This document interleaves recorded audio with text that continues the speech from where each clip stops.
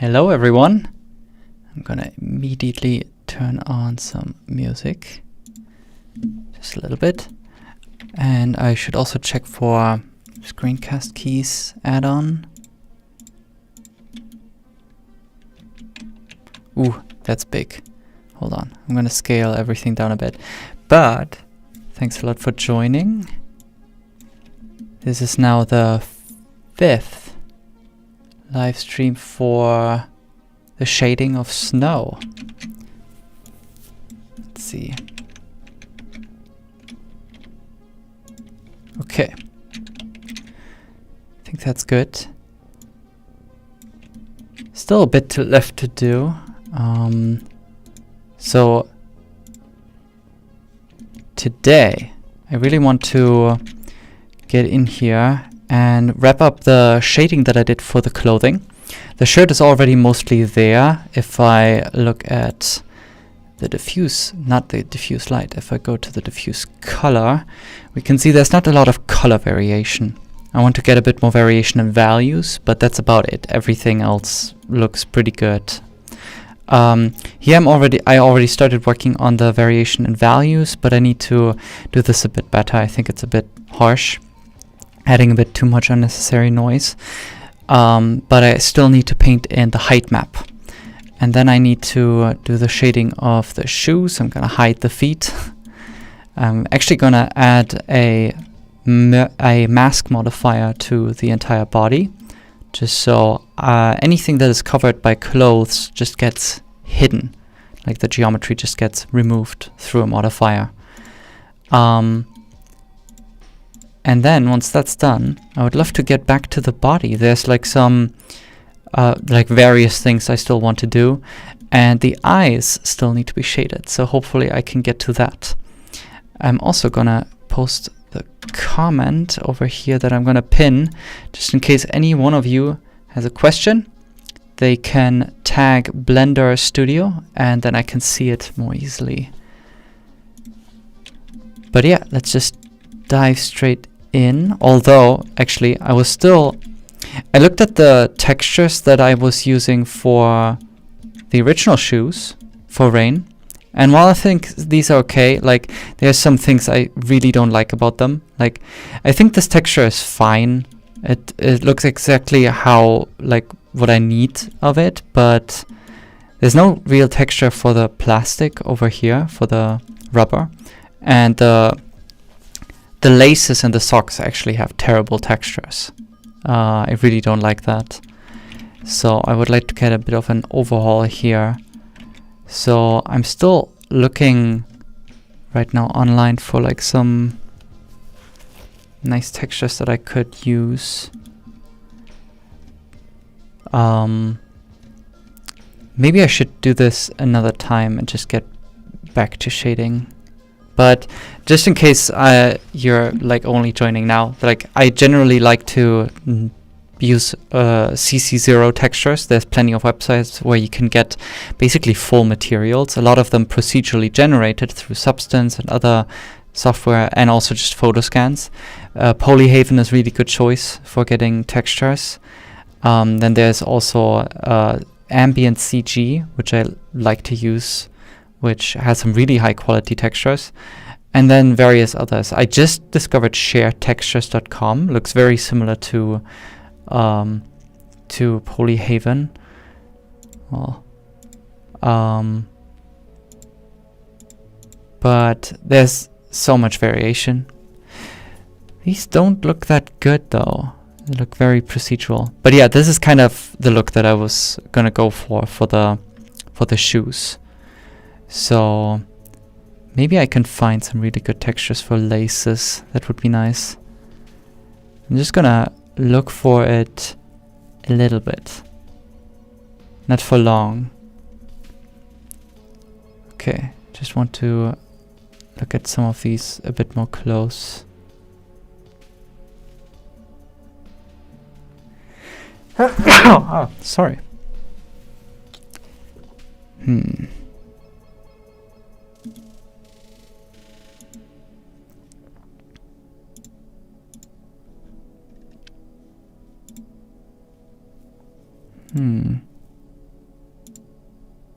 this could be somewhat it. I mean, they are looking different, of course. It's not really the same.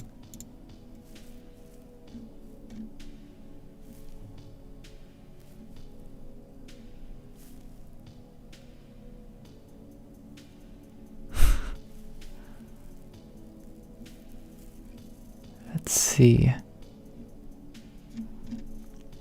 Well, I will get to that later. Let's just actually start with,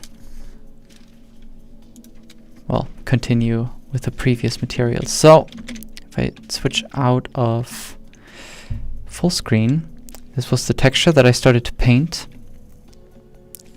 Pretty simple. And I mean, I can just, let's see.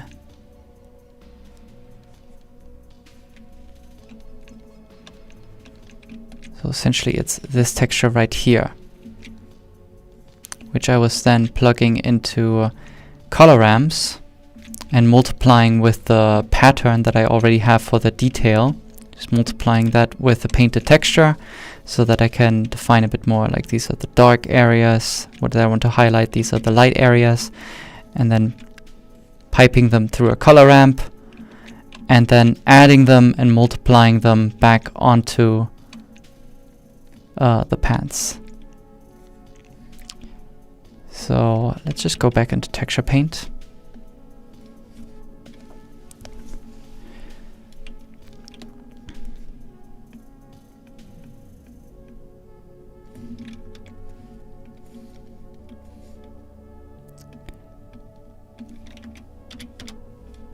I actually, like, I'm still trying to find the best normal fall off. I don't like that this is even a thing, but it just makes sure that there's less, like, it's less likely that these harsh lines are gonna appear. So it's at least useful. I'm just gonna try to paint this out. And also, just to improve performance, I think this is a 1K texture. Wait, I'm gonna resize this. Yeah, it is actually a 1K texture. Well, shouldn't go lower than that.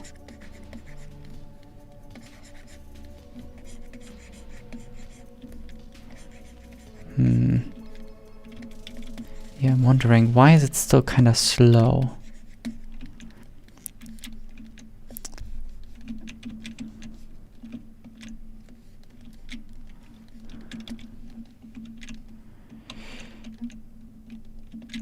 But yeah, I'm just gonna look at the color over here.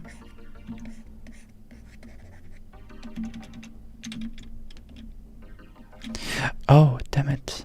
Right.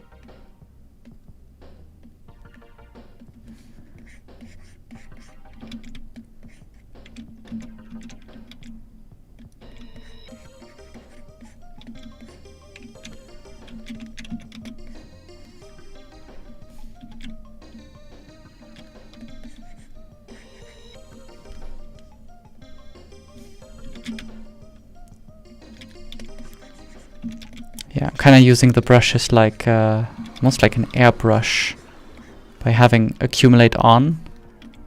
And then I can just like airbrush over this a bit. But that means I need to have the strength super low.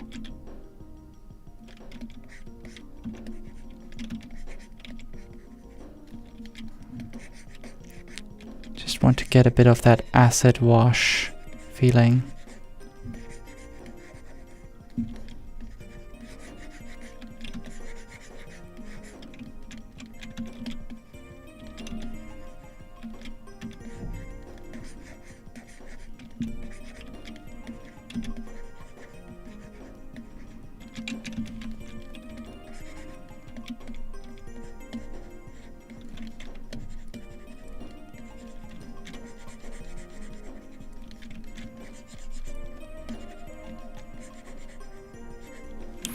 I also see some questions in the chat. I would like to know how to sculpt lips for doing lip sync. Does it got to do with retopology? If yes, what to do? Cause making my own short film want to ask how to do it. Sculpting lips for lip syncing. Well, I mean, lip syncing is definitely something you would only want to do in the animation. Ideally with a proper rig, because it's quite complicated to do if you would do it via modeling and shape keys. So yeah, it definitely has to do with retopology. If you just want to get into lip syncing, I mean, like one thing I like to recommend is just to learn things like step by step. Don't try to like immediately learn everything to perfection. If you want to do lip syncing, try to get like a free rigged character online. And like, for example, the rain rig on the Blender Cloud is a pretty good example that you can just freely download and use, and that should be good enough to go for lip syncing and then practice that. But yes, you need a proper retopology for lip syncing animation and a proper rig. Otherwise, you're not gonna get very far.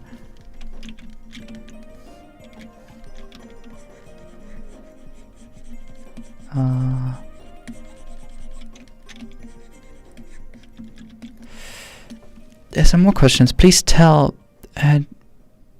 Hello, Julian. How are you? I'm good. Can't complain. Another question. I'm curious if you're using UDIMs in your production workflow.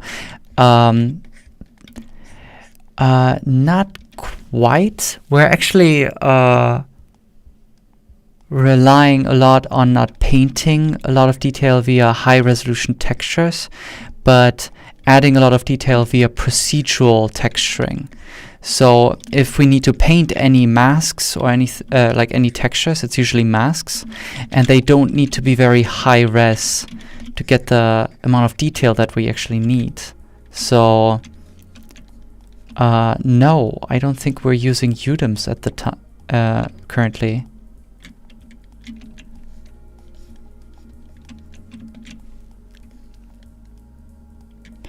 Another question, will this character be free too? Yes. So once Snow over here is fully rigged, we will release him as a free character too. Well, that's at least the plan. Just like with Rain.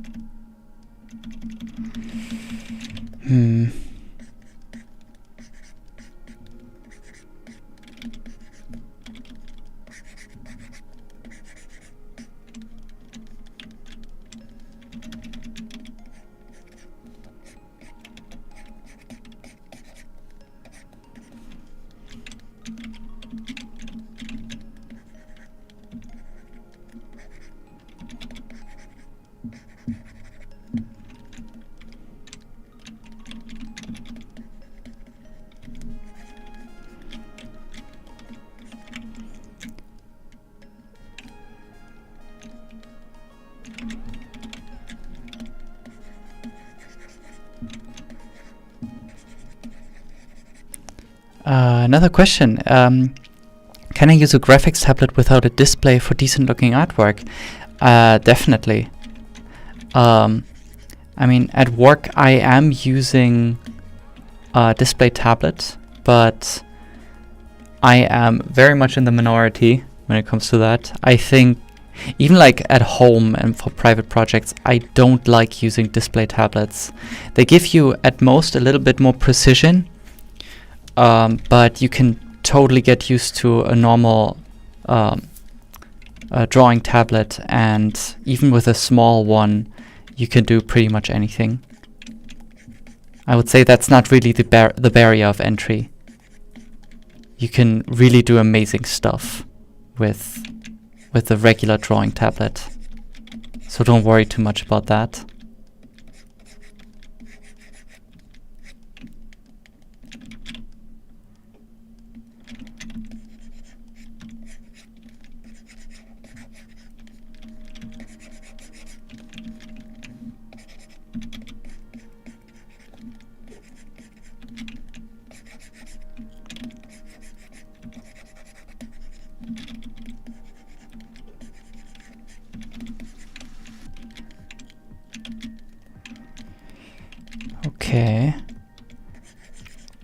Well, I'm pretty much done with this, and then I'm gonna move on to doing an additional height map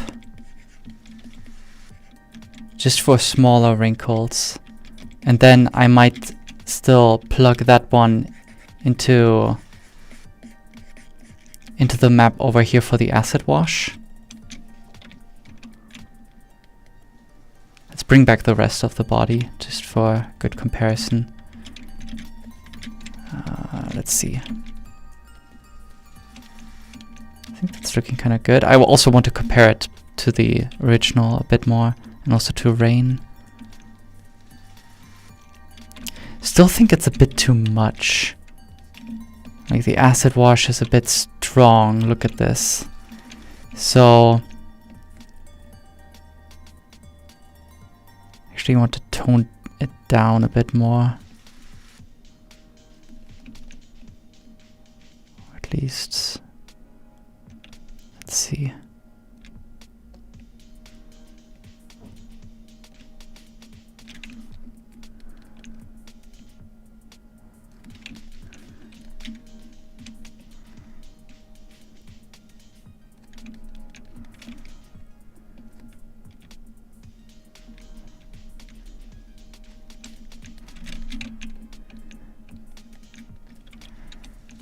Well, I can just use that for now. It's kind of subtle, but it's good. Another question. I'm new in Blender. How can I learn fast? And I'm asking about Arabic tutorial. Really love this program. I'm not sure about Arabic tutorials. I think most, I'm mostly familiar with English and then also a bit with German tutorials, but if you're looking for English tutorials, there's plenty to choose from. I'd say it's like, as long as you, if you're looking for beginner tutorials, it's super easy to find anything. And I would say, don't shy away from paying a little bit of money for like a really high quality course. They're not too expensive. But even if you want to learn something specific, there's so many tutorials to choose from.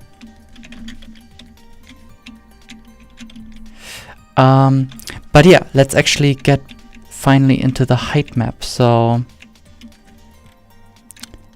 I've already been, like, I already made this texture a while ago. I think that's like on a previous stream. So I need to set this to linear or non-color, because it's just gonna be a 16-bit texture with just values. It's not about colors. Then let's see. What is this? This is two different bumps that are getting added together.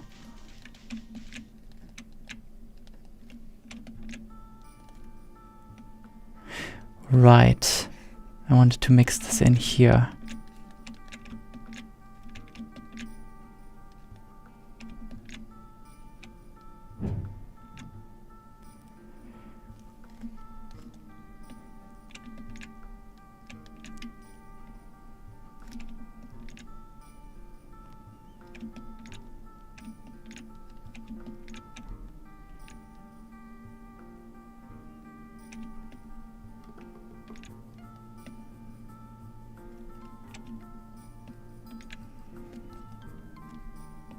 Well, let's just plug this in right there.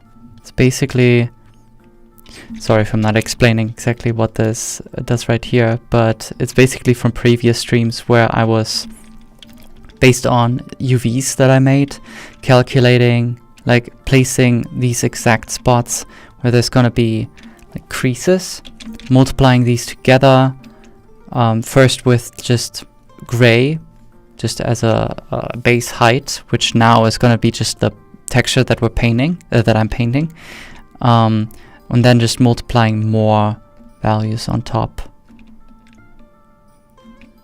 I don't know why this is not black though.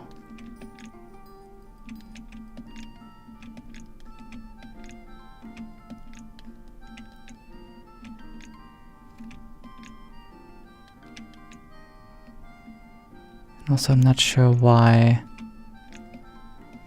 Yeah, there's some weird things going on. Now it makes sense. Okay. Let's actually go back in here. I'm gonna disconnect the color from this. Just set it to gray. Like that. Just so I can see a bit better what's actually happening over here with the bump map. I'm gonna save. And then I go to snow pans height. So, texture paint mode. I'm gonna switch. Yeah, I'm on the height map.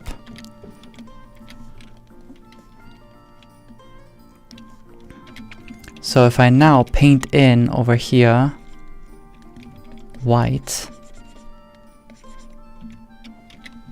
Let's see.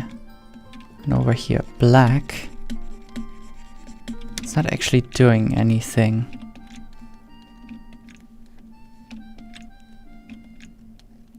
Why not? Over here it's still doing something. Once it gets added with the rest, it just gets drowned out.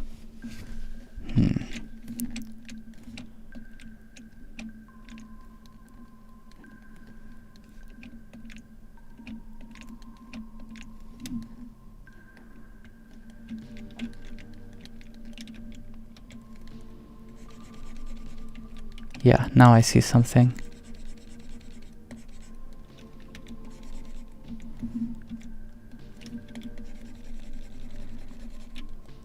So it's working, it's just kind of subtle. Maybe this is the right amount of subtle.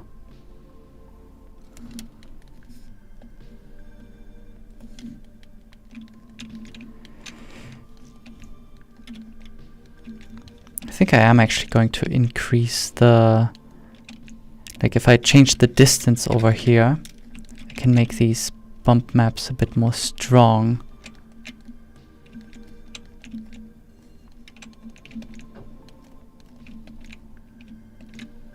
Just need to make sure that these don't get multiplied too much on top. I don't need them to be that strong.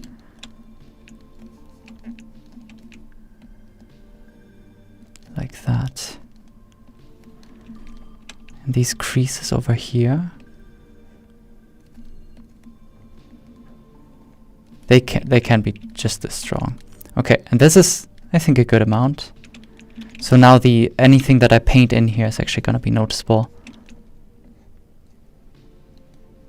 Well, not really with the color. So that's something I still need to fix.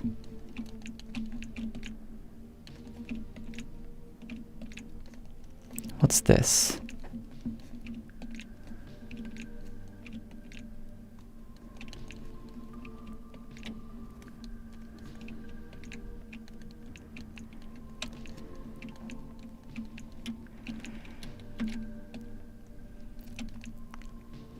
Let's see.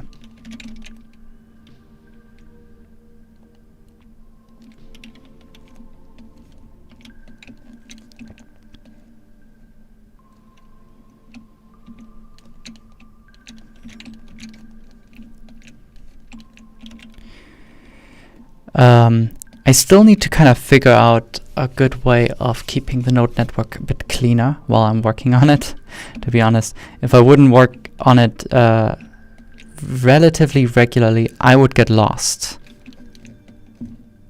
I think that's very easy to happen.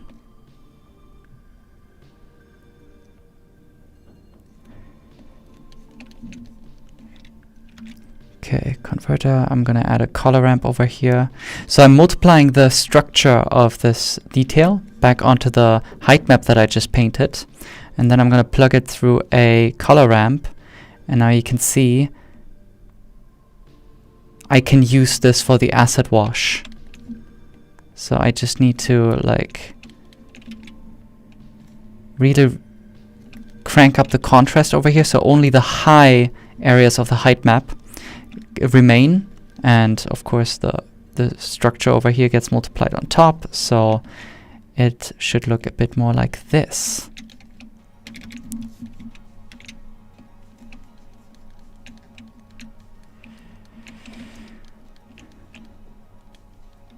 One thing about Eevee is the more you zoom out, the more it actually gets lost a bit. Ooh, what is that? On what texture am I painting?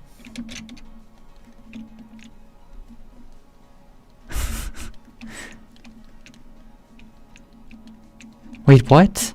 What happened? I just undid everything.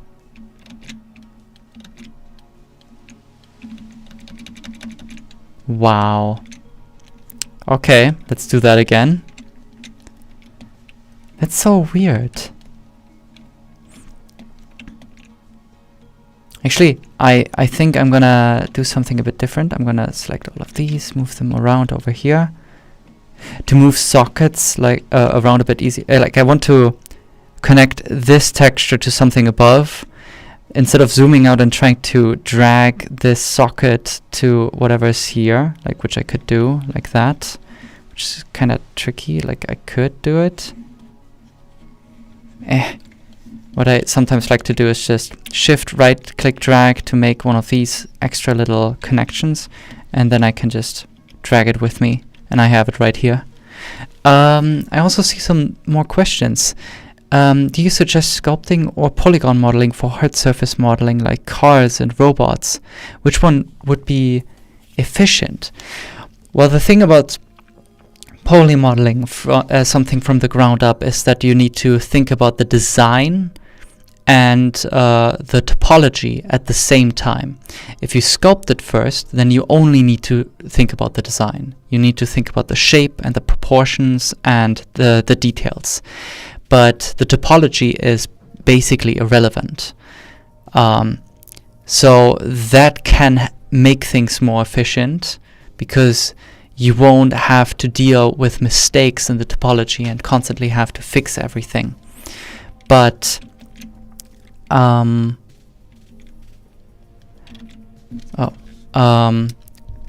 but if you're really proficient with topology and poly modeling, then it can be just faster to do both at the same time.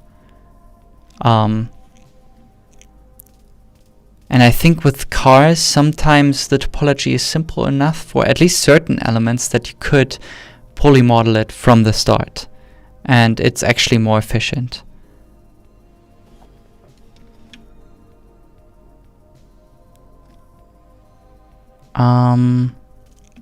I want to try something. So now I'm plugging this in, but I want to know if I plug it in right here, what mixing type do I need to use? If I hold down Control, I can just cycle through these. And I want to know, where does it actually add? Is there any one of them where it actually adds to it? I don't think so. Okay, that's a long shot. So what I actually need to do is I need to plug this in over here. So I have the original acid wash texture. I'm multiplying it with the pattern, with the detail, and then I'm gonna add, let's see, add this texture right here. But first I also need to put it through a color ramp. I like to use color ramps just because they're visually a bit more obvious in what they're doing. So if I put this in here, this is how it looks like. I can get rid of the darker areas. I can add this on top, just a little bit, like that. And then this gets plugged through the same color ramp. And now we have some additional acid wash. Like that. And this is also appearing in the bump map.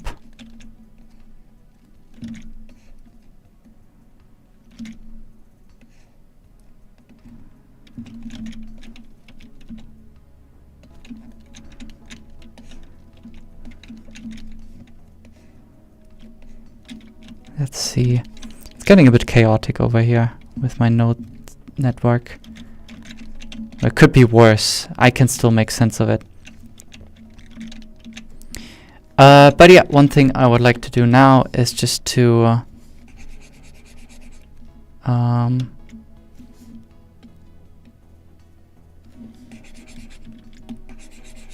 clear all of this so I can start fresh. 7.3, what is this?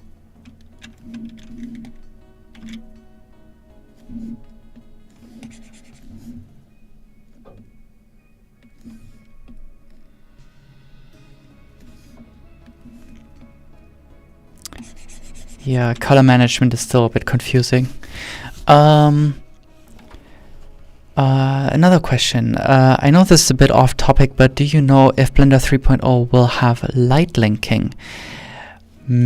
Probably not, but it's becoming a bit more of a topic, especially now with the improvements of Cycles X. So hopefully Blender 3.1, that would be good. I think light linking is going to become more of a possibility. Another question, do you use a tablet all the time? What are your key bindings? I am actually using a tablet all the time. And I use a bit of special key bindings. It's mostly the defaults with only some custom key bindings for brushes and stuff like that. But other than that, it's really just all the defaults. But I made a custom key map where my shortcut's actually switching between the tools over here on the left instead of the usual modal operators. And I actually like it a lot, especially if you're using a tablet and you're just click and dragging all the time. Or if you just really like using the gizmos like I do, then this is super convenient. Really like it.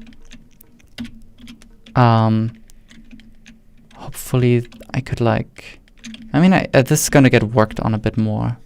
Hopefully soon some key map options will become more available and you don't have to hack it together. Anyway, back into texture paint mode.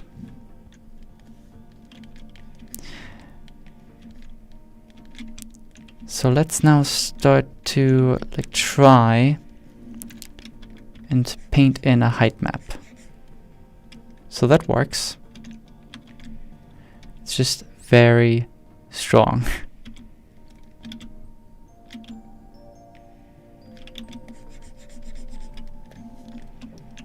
I'm gonna cut the base color from this just so I can see a bit more clearly what's going on here.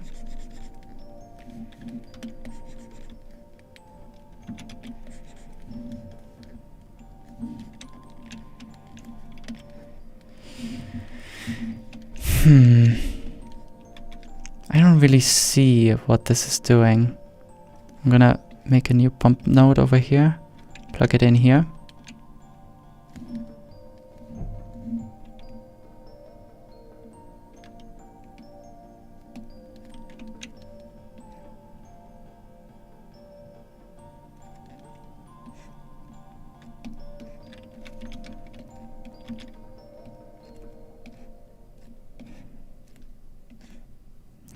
I want to try to maybe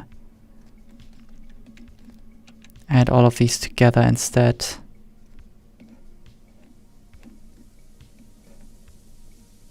Like that.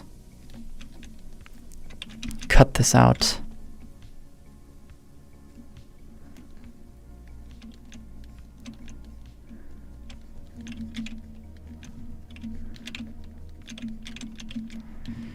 See.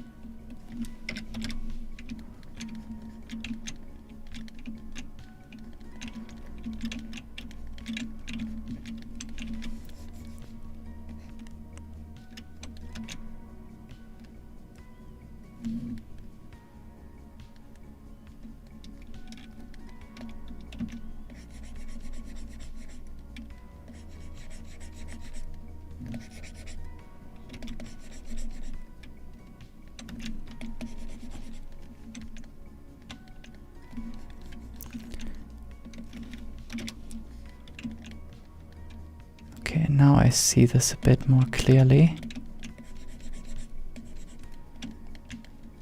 I think this works. Just need to adjust the strength a bit.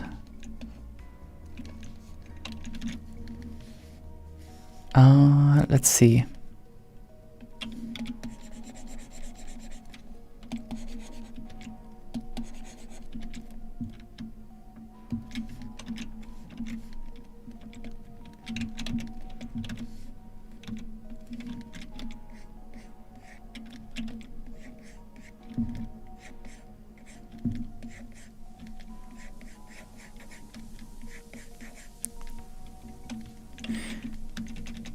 I'm actually gonna undo this real quick. I want to have X mirror on, just so I save myself a bit of time. I'm gonna full screen this, and now if I paint over here, it actually adds a bit of height to this part.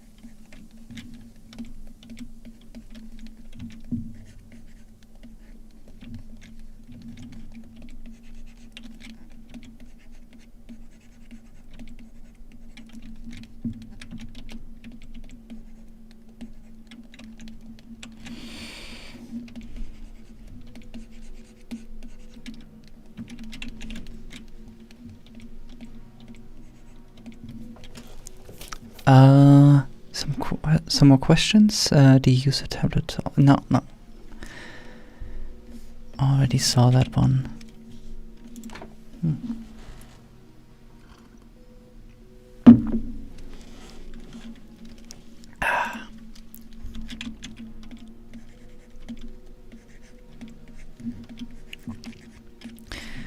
I actually wish I could do another live stream for the Sprite Fright movie production, but right now it's actually really spoilery to do this. I'm working on basically the ending shots, and it wouldn't be cool to show any of that. I'm gonna try to stay away from live streaming any of that stuff.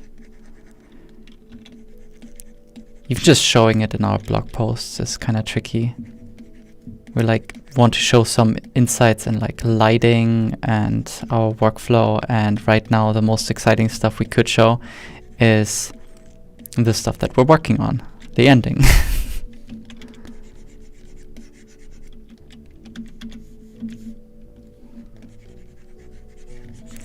But yeah, right now over here with the height map, what I'm mostly doing is just going over it with black and white with an accumulative soft brush to just get some of these folds in here. Wow. And then brushing over it a bit more with the default gray color, like the medium point of the height essentially, just to get some of those gradients back in, just fading out these wrinkles.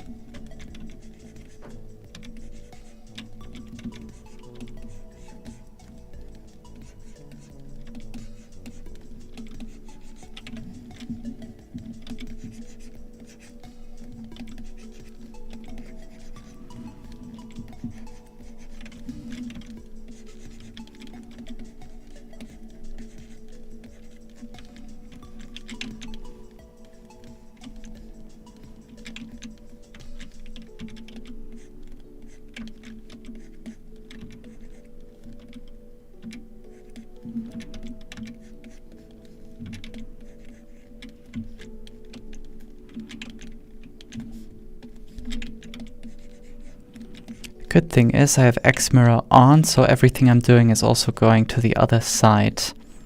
With these fine details, it shouldn't be too noticeable that they're repeating.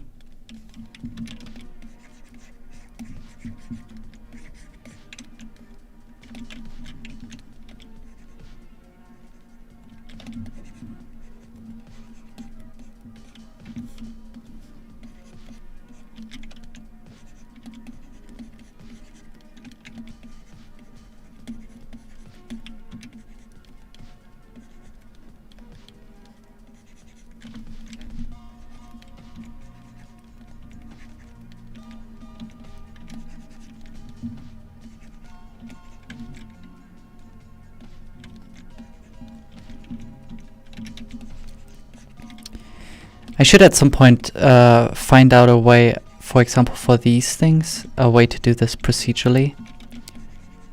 I think that might actually be a better workflow, because this is taking quite a bit of time. It's a bit of a bottleneck.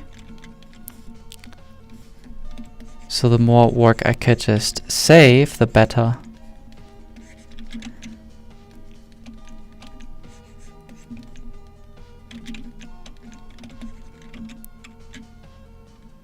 Yeah, it's all of these smaller wrinkles in here.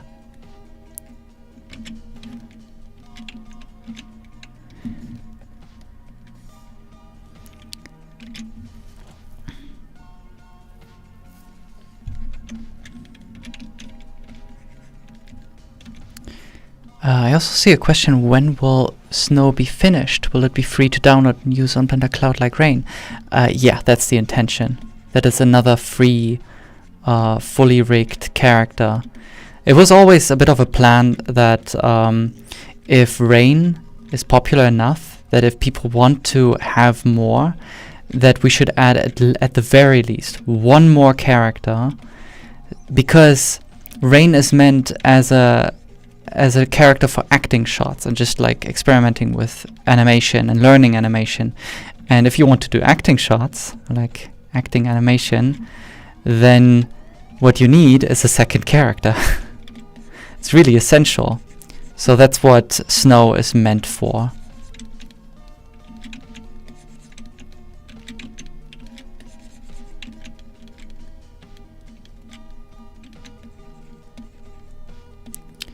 And when? That's an interesting question, because I don't quite know. It depends on how much time we can invest in working on him, because I'm doing this right now a bit out of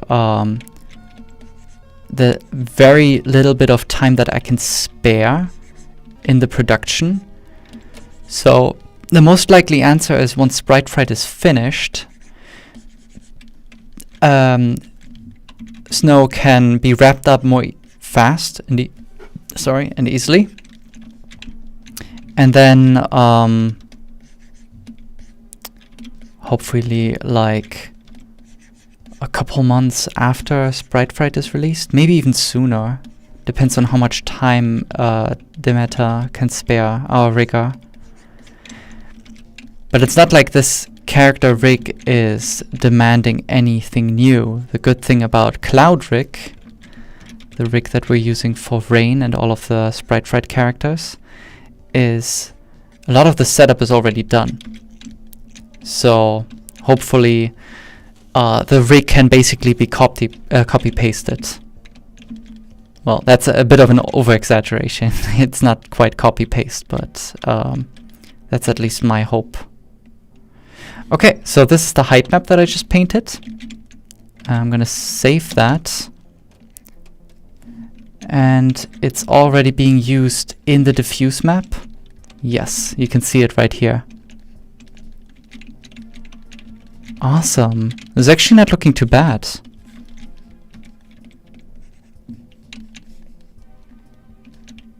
Yeah, not too bad.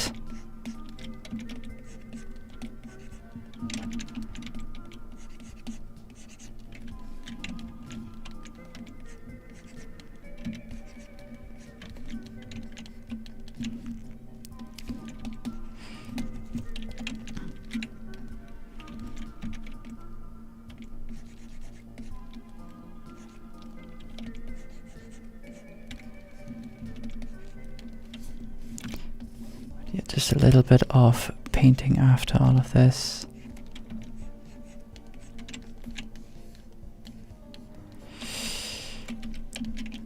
Okay. Awesome. Still some spots missing over here. But I'm almost done. Then I would plug in the height map basically also into the a bit of value variation for the shirt, so that that's also fully used. And then once that is done, it's gonna be the eye shading. And I'm actually pretty good with my time, I would say.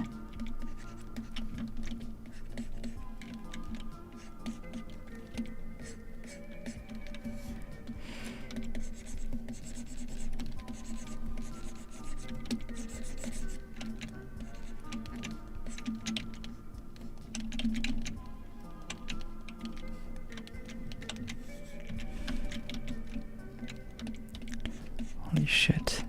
There we go. I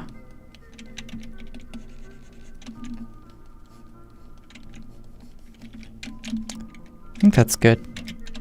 Gonna save. Plug this all back in. There we go. I hope this is not too aggressive. It actually looks a bit tight.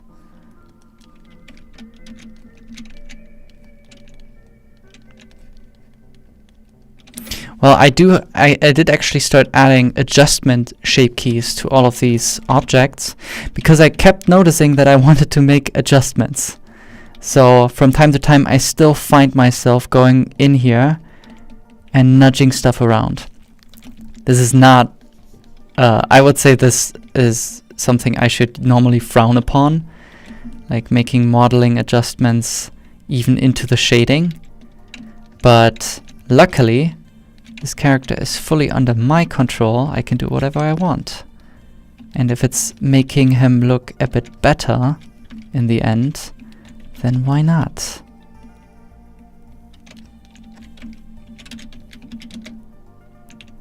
There we go. So let's compare that with rain.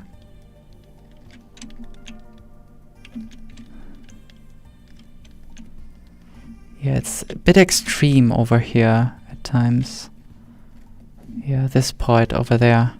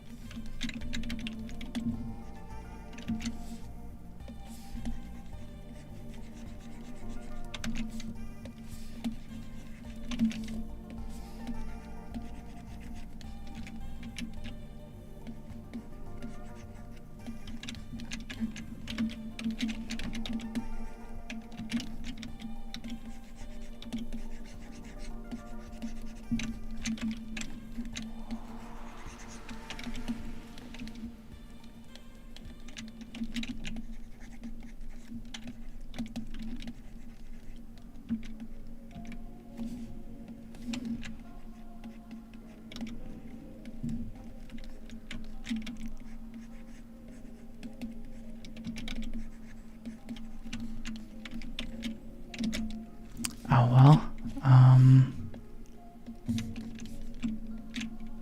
Let's move on to the shirt. So over here, if I just look at the color information, it's not a lot.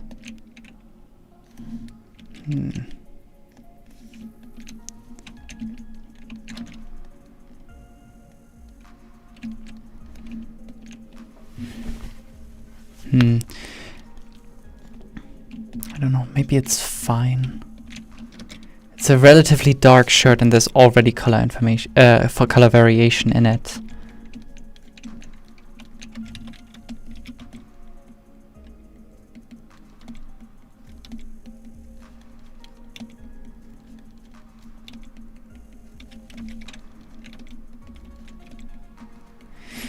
I really want this shirt to look as natural as possible. I still feel like the way it's folding over the pants is a bit weird. I can't fully fix it. It's too late for that. But I hope no one minds. Actually, I'm gonna just move on and add a mask modifier over here to the body. So,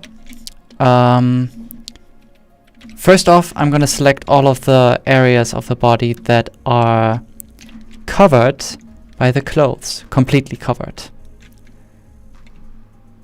So, I'm gonna select this loop over here, this loop over here.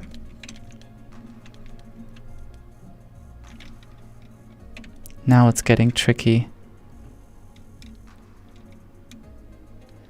This loop over here gets hidden as well. And then the rest is just hidden. Like all of this.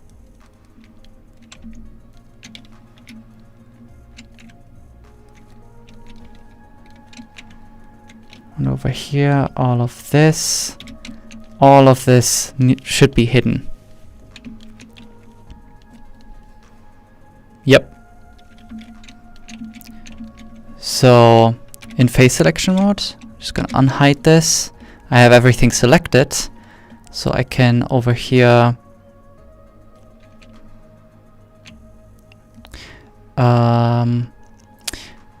I was a bit confused why some of the letters are merging into the others. That's a bit weird. But I'm gonna add a vertex group and call this mask. And assign all of this.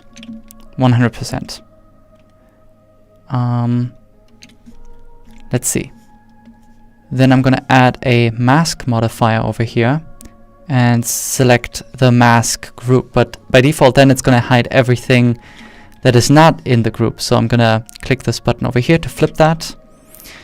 And I'm noticing that I did something wrong. I assigned also it's gonna hide all the vertices, not the faces. So let's just invert this and remove all of these connected vertices from the mask vertex group. There we go. Okay, everything is hidden that is going to be covered by clothes, and this just makes sure that there's no intersections with anything else. Perfect. I see another comment. Nice to see you doing some details with mask and bump. I have seen also that you can use multi-res and bake normal maps. It's going to be the same results. Which way you think is better? Well, if you're doing it with a multi-res and bake it, that's also a valid solution. I would say only the baking process is a bit of a bottleneck. It's I still need to figure out the perfect solution to make the baking process as painless as possible. But yes, I would say if you have a good topology for subdividing it and sculpting on it further, do it. In my case, I wanted to immediately paint it in a texture because then I don't need to do the baking process. It's a bit more cumbersome. I don't have as much freedom with the sculpt, with a shape as I would with sculpting on a multi-res modifier, because all the details I'm adding to it are not affecting the base shape at all. So I need to be a bit careful about where I'm adding detail and what that detail is doing.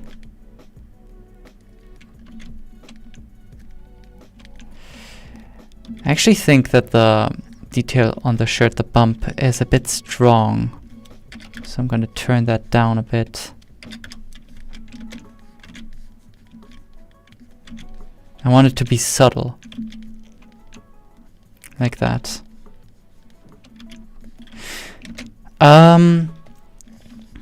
But yeah, the shoes. Hold on.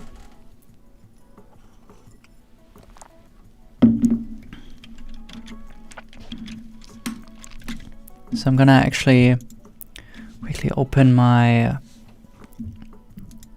SVN directory. So over here I still have some textures for rain, which I want to copy over. And these are...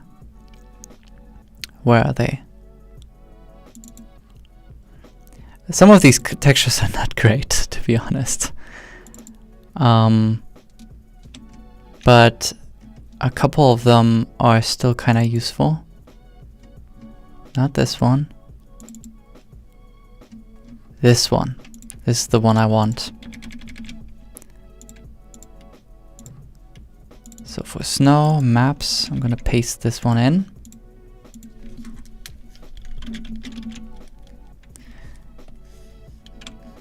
So let's see. Here I already have this split up into multiple materials. So over here I can just kind of drag and drop this texture in. Once I have this texture in, I can press Ctrl T to add some, there we go, some input, plug it into the base color, and now I should be able to see the pattern immediately. Perfect. So I'm gonna unhide the layer over here for Rain's shoes. And I think these were pretty uncomplicated, yeah. Yeah, it was yeah, I mean this is already all baked down actually. So I can't copy it. Well, I can. But I want to do it again. So I can change the scale for this texture to have it a bit bigger, so it compares a bit more with her shoes. Like that. And now I can put this into a color ramp.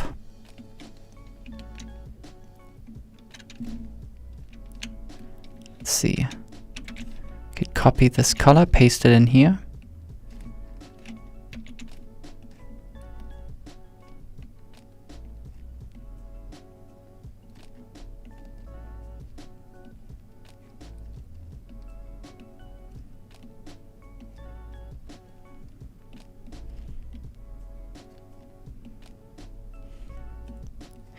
If I set this to ease, I think it's a bit better. Yeah.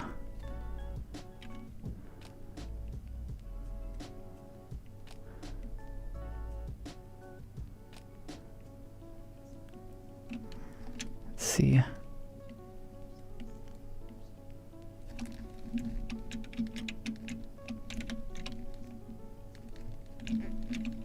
don't need the contrast to be this heavy.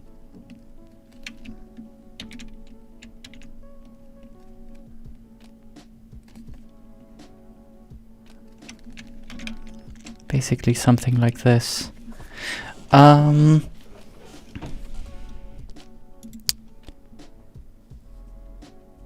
see someone ask, is this an official channel? Yes. This is the... Well, I mean, it's a bit split up between Blender, the software, and then the Blender Studio, which is basically a different part of the whole Blender thing. We're making, we're more in actually using the software and testing it by doing film productions, and also adding tutorial content and stuff like that. Let's see. I can reset this color ramp, plug it into the roughness.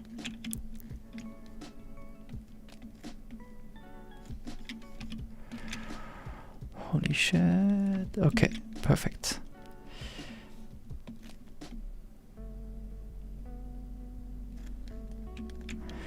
Right. And then ideally I should add that to the bump to a bump node as well, but I don't know how much this holds up. I'm gonna find that out now. So if I plug this into the height, this into the normal, and the distance, I'm going to put that to 0.01, 004, 002, no, 005. That's it.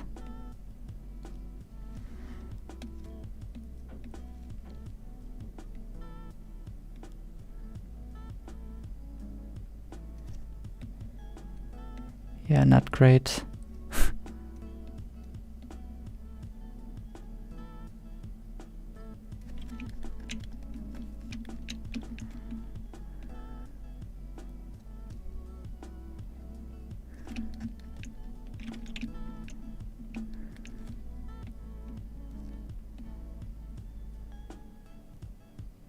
There's just no color information here.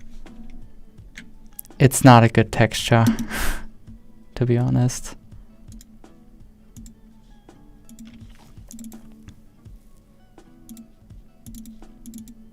Was there any other texture as well in here? I used... which one? This one. 25. No, that's it. It's not a great texture. I don't get that much information out of this.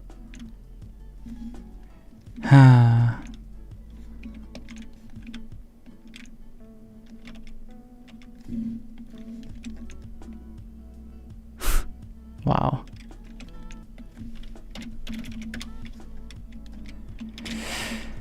Let's go back online and see if I can find one that is a bit more like what I'm looking for.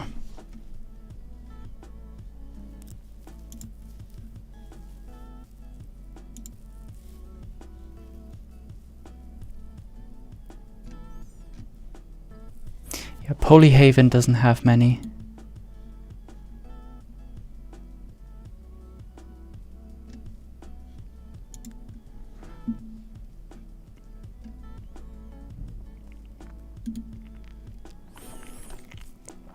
I'm not going to spend too much time with searching for textures.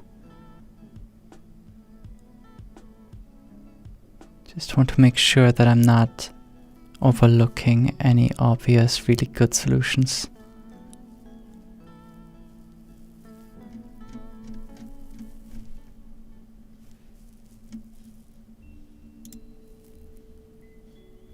It's not looking that good.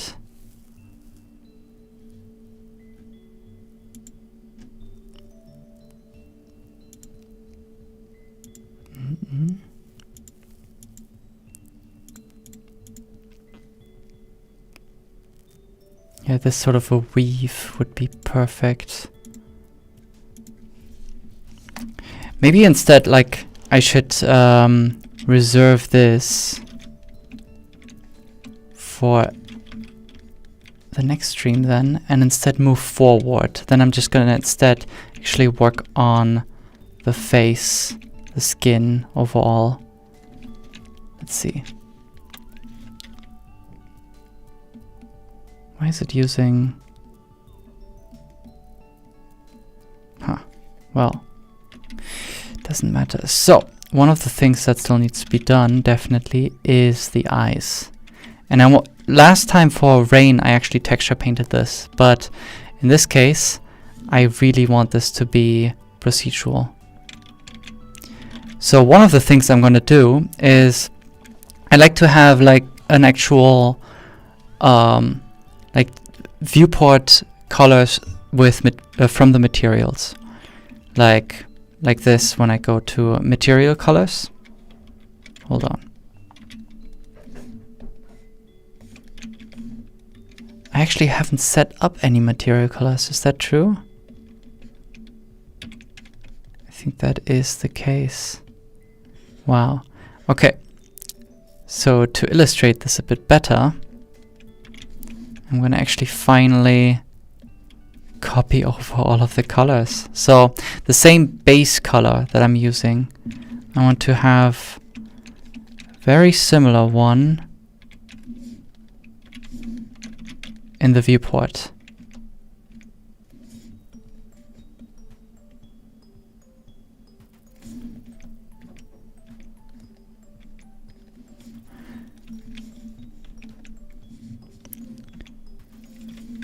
Okay, hold on. What I'm actually going to do is I'm going to set this to diffuse color, and I'm going to color pick from the viewport. This is going to give me a bit more reliable results, like that.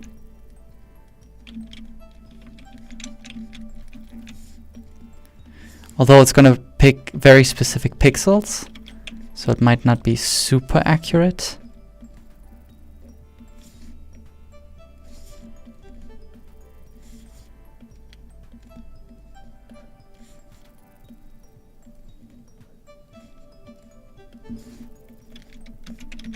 But yes.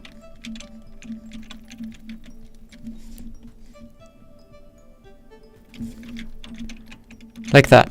Okay, so this is helping, especially with animation, to actually see some pre-visualization for the colors. Of course, I would like to use vertex colors much more, because then you actually get also some information for some varying color information for the lips and so on, but this is close enough. But to keep that, I need to keep these three materials, but I want to shade them as if it's one material.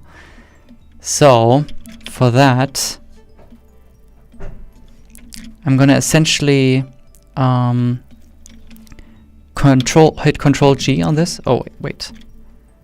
I'm gonna make a node frame, and I'm gonna hit Control G on that one. That's better.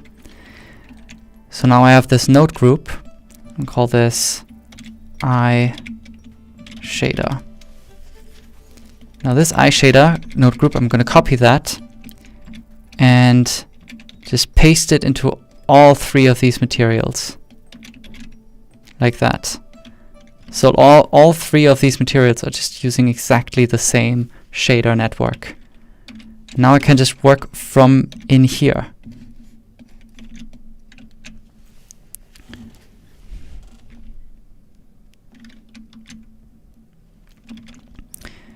So let's actually toggle to this. Yes, perfect. One of the first things I actually want to do is I have the eye, and I have another object, which is the eye cornea. Where is it? This one. And this one needs a very particular shader. Right now the alpha is set to 0.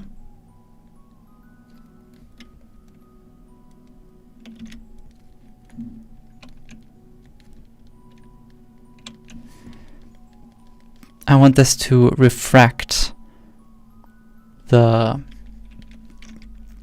what's going on within the eye. So let's actually quickly switch over to cycles.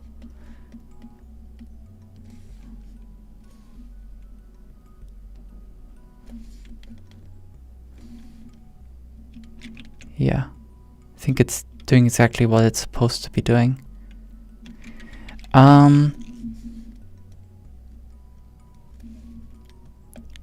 And then the interface is getting a bit cramped over here. Sorry if it's a bit hard to see.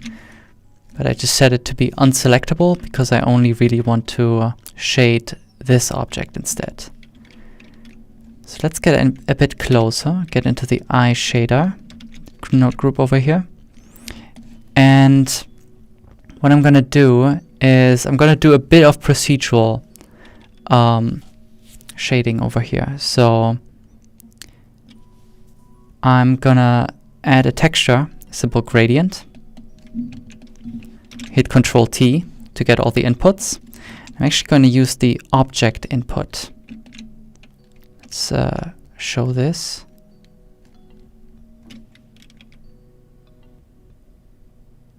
Of course. So while I'm yes, okay. While I'm working on this, I should actually assign the same material to all of the geometry. But that's not, it's just a temporary solution. It's because now, if I set this to be a spherical gradient, does it work?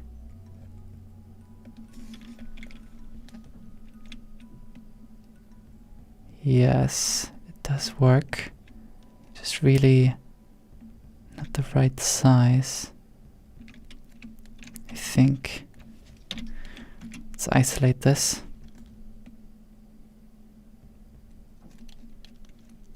This is gonna be a bit difficult. Why? There we go. I see it. Where's the origin, actually, of this object? There it is. So why is this not working? Now it is.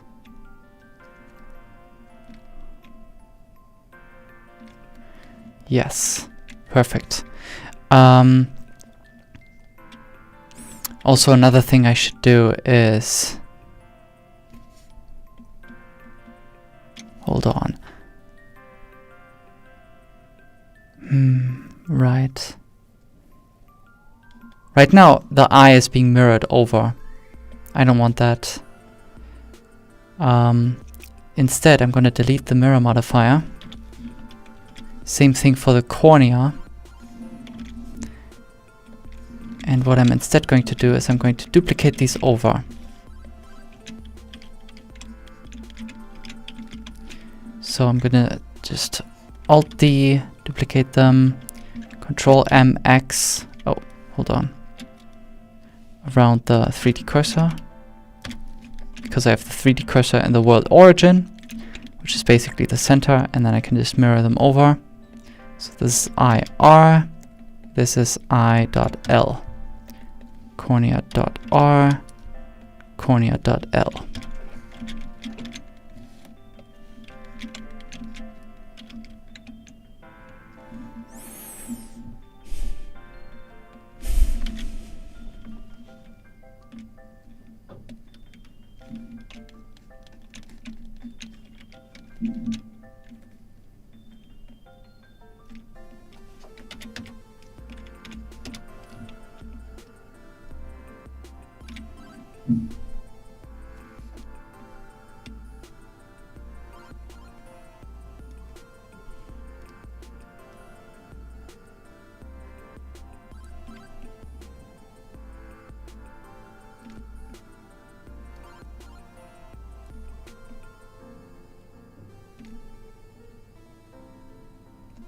Not quite understanding. Oh, there we go. The size. There we go. Okay. I don't know why the size is so insane. That's strange. But now I have a gradient where I want the iris to be.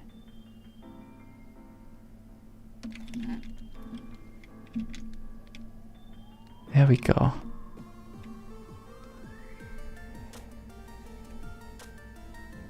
Like that.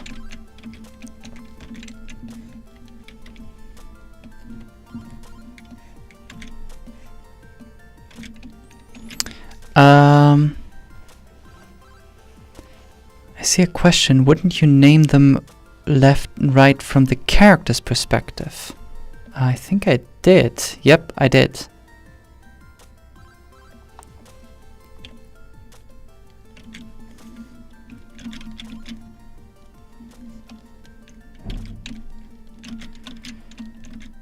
So, essentially what I'm gonna do now is I'm gonna plug these two into color ramps.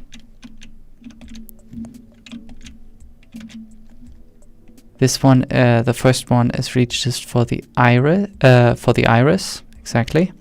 And then Control Shift. Oh, I'm gonna turn on screencast keys again. And then I can just select this node, Control Shift D, so that all the connections are the same. And then I can adjust this gradient over here to get exactly the gradient for. There we go. For the pupil.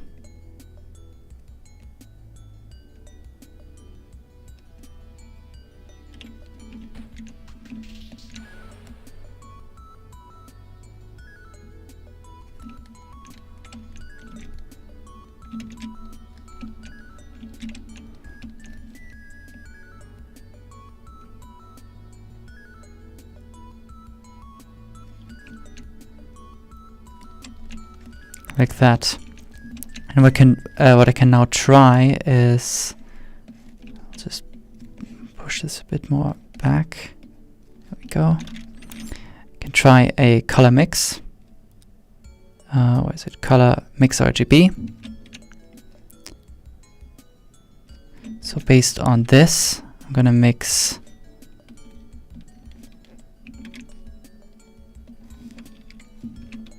this color in, the original iris color,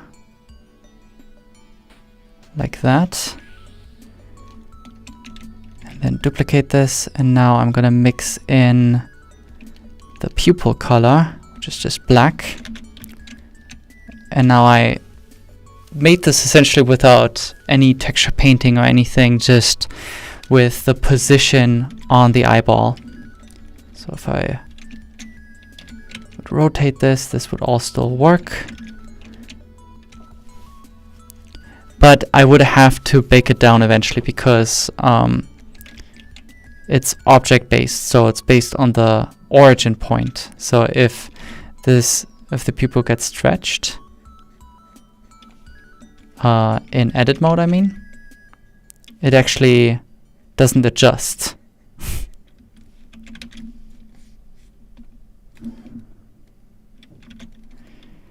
But it's good enough for this.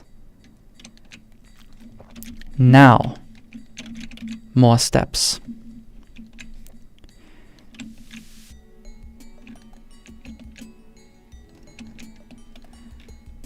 So based on this gradient, I actually also want to get a bit more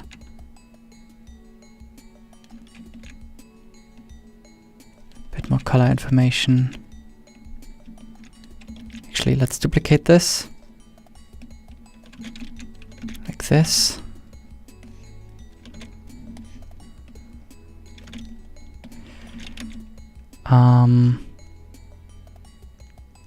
I so rarely use the vector math node. I should do it more often. But in this case, I guess it doesn't quite make sense. No. Okay. Mix RGB, which is a bit insane. But then I'm gonna add a noise texture. Just the factor in here. No, in here.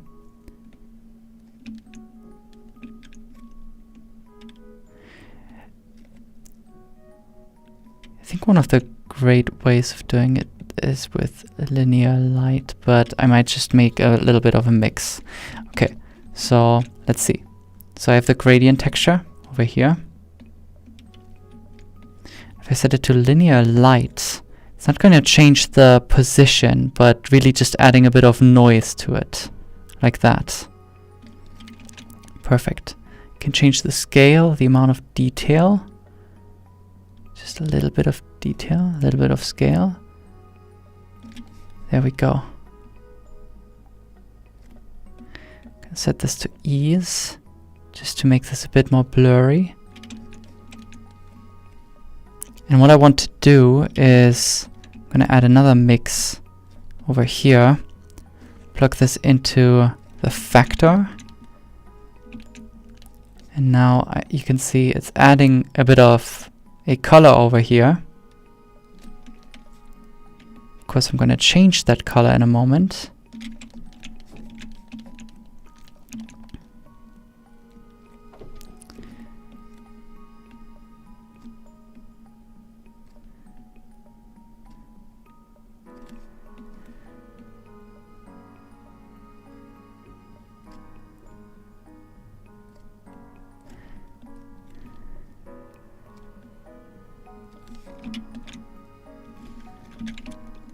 There we go. A little bit of extra noise added in.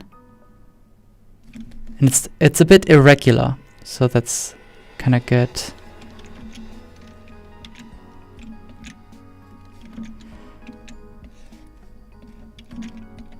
Of course, I'm going to keep going with this.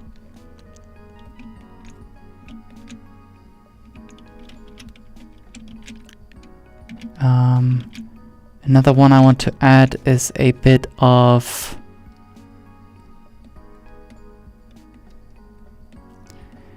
a rim. So I'm going to set this to ease again.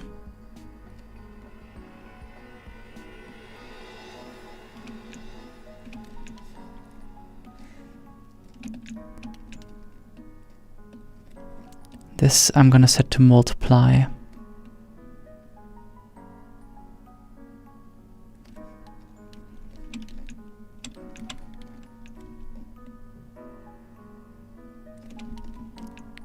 Just making this a bit less. There we go. Okay, so this is already good base to work further from. And these are really just the main colors.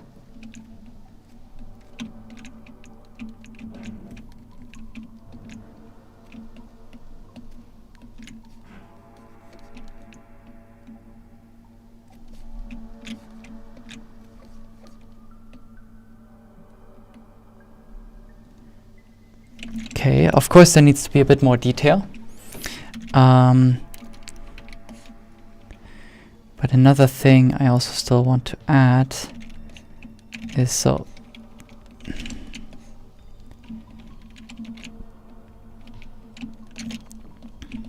another gradient. But this one I'm going to flip. And also I'm going to adjust the placement of it and the scale.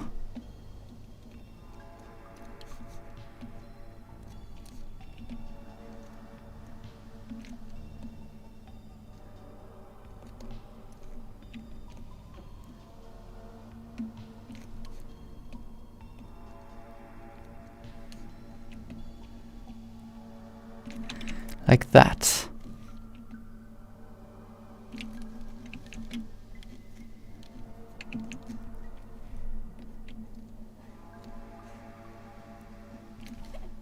I think that's good enough.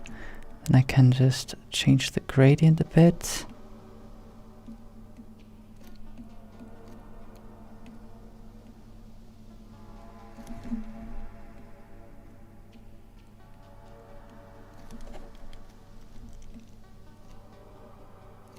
Like that, and I'm going to plug that into the color over here.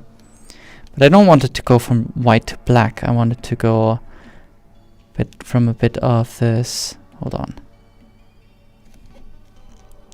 this fleshier color. I don't want to add any veins or something like that. That's really nothing I would want to do. It's way too cartoony for that. But it still shouldn't be just white.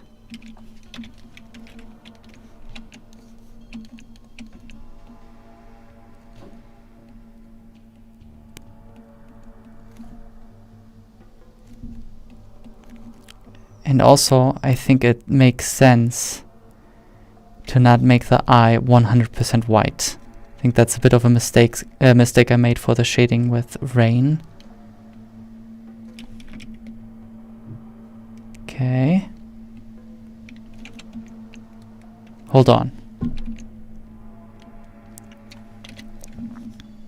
This actually has transforms.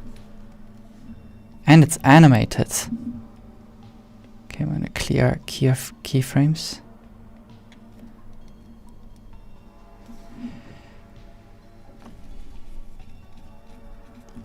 Why is there rotation along the Z axis? Oh yeah, that actually makes sense. Okay. Let's make that a 1.5.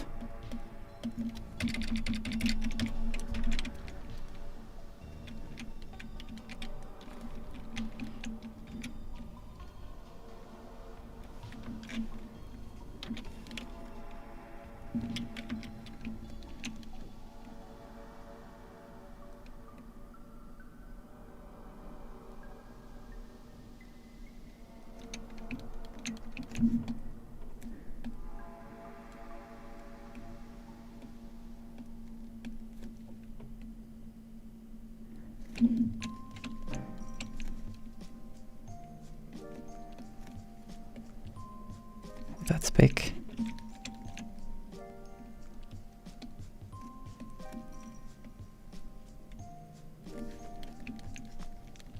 I think this kind of makes sense. Okay. I also see some more comments. You could add streaks by putting the X and the Z into a Acten 2 and that into a noise texture. That's a bit advanced. By putting the X and Z, you mean from the vector? Yes. It's actually like, I don't know how the Acten 2 helps with that. I'm gonna try that. Also, there's another comment. Sir, now the project is looking in a good way and it looks amazing. Thank you very much. It's slowly coming together. Actually, I'm starting to backtrack a bit more on the lips, I think. I want to tweak the colors again.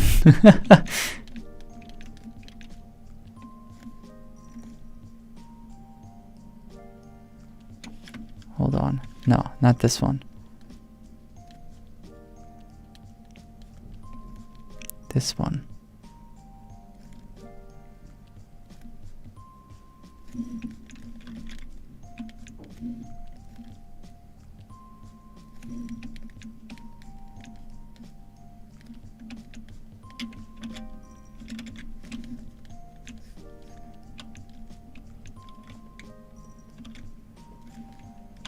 Yes. Okay, back to the eyes. So, if I rotate this one, there's now a bit of a gradient. I think that's fine. If anything, it makes sense to add a bit more of a noise to it. So, I'm again going to do the same trick.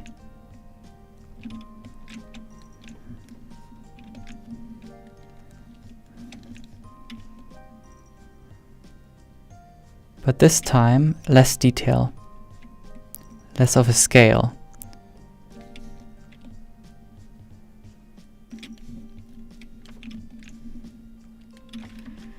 Okay, that's too much.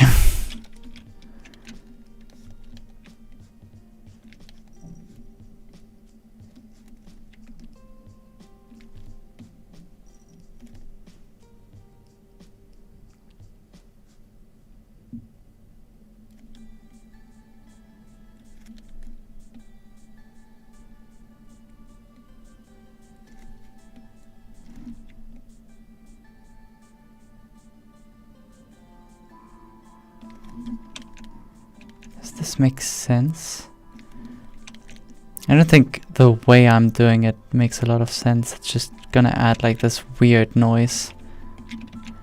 If I want to add streaks, I should add streaks. Or like veins, I mean. But I don't really want to.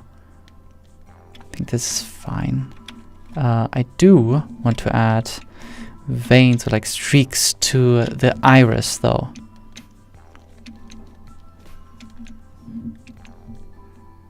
First off, I think this could be a bit sharper. Let's see. Okay, now I'm gonna add a Voronoi texture. And again, Control T.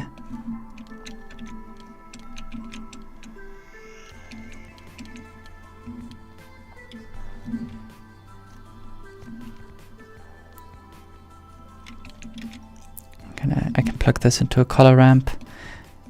It's a lot of just using the same nodes over and over again, actually.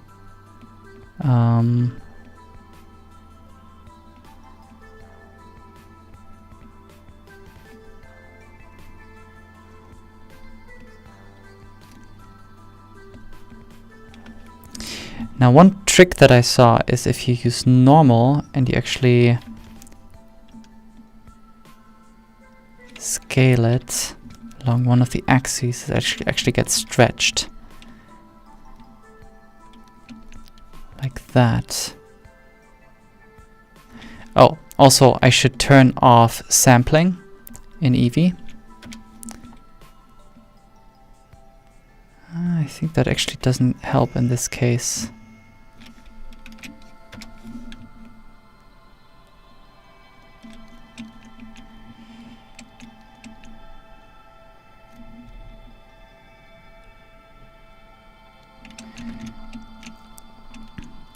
Right, exactly. I remembered. Same trick. Mix RGB, linear light, and now also adding a noise.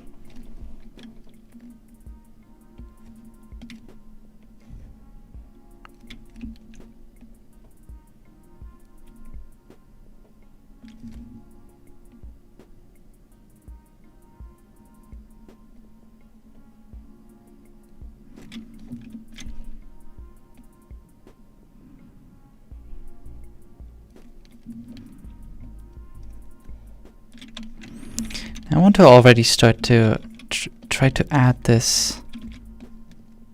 So we're gonna set this to, let's try overlay.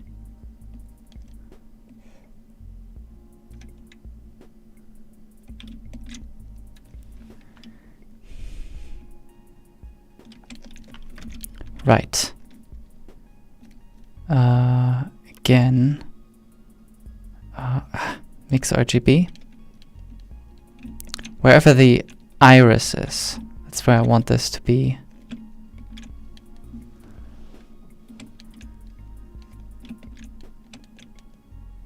Let's just actually plug this in, set this to multiply. Oops.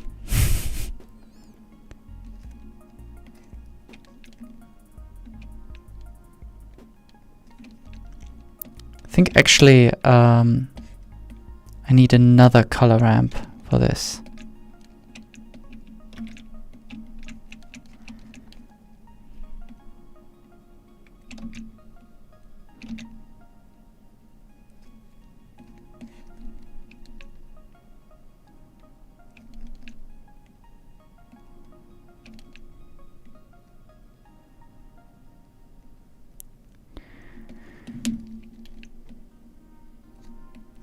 Okay, this one.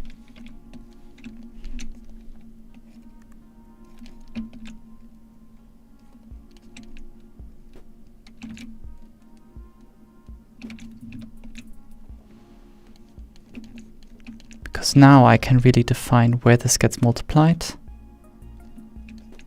Something weird is going on.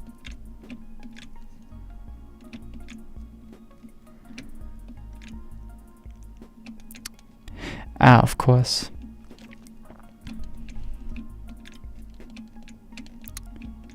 I don't want this to be overlay, I want this to be add.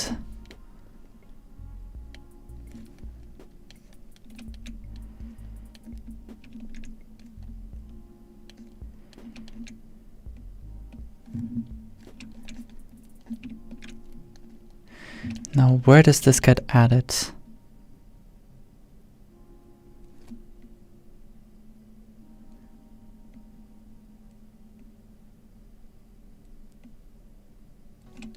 Basically over here, and then I can still define a color.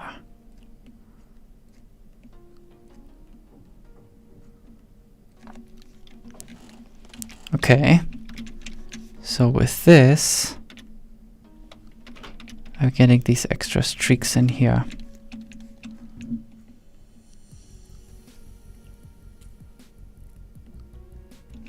Like that. Of course, I still need to adjust them.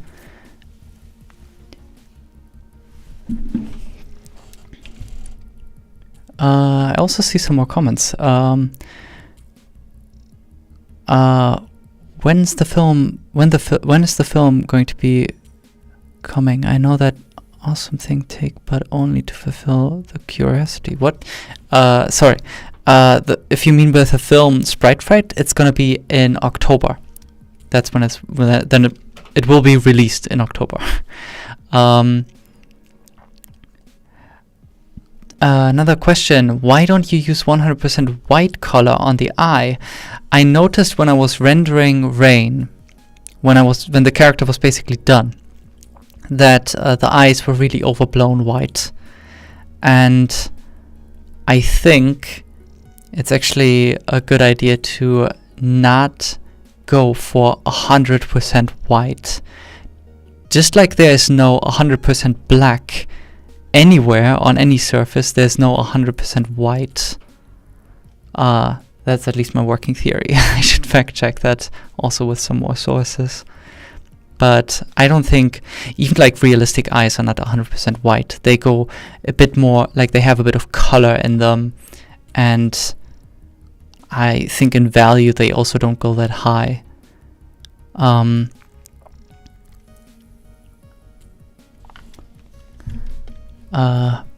But yeah, I also see some more comments. If you combine the Arcane 2, Arcten 2 output with your outwards gradient, and okay.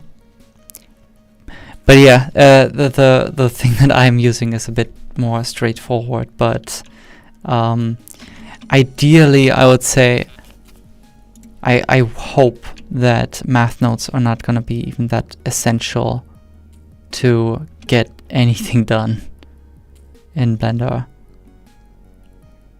It would be a dream come true.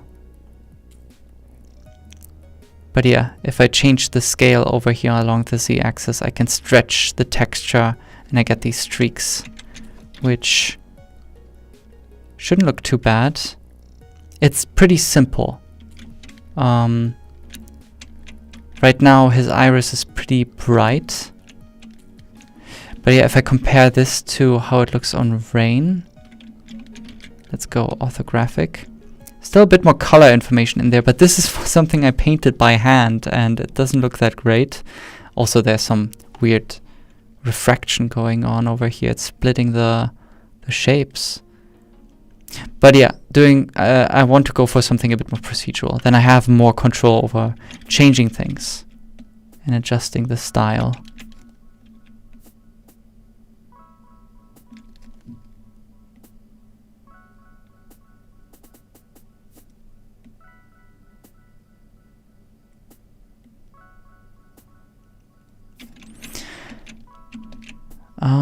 But yeah, so this is what the texture is looking like right now. Really just stretching this in, and then I have all of these streaks. And then this gets added on top.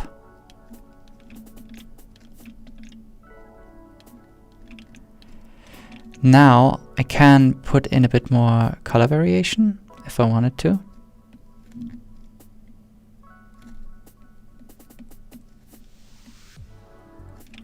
Like that, for example.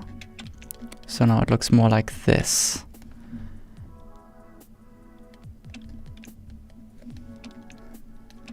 But I shouldn't make the difference too extreme.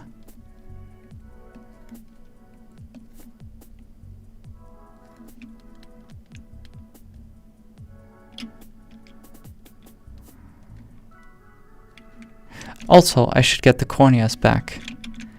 Now the cornea, still using the wrong material. Oh no, they are also keyed. Really should be careful about this.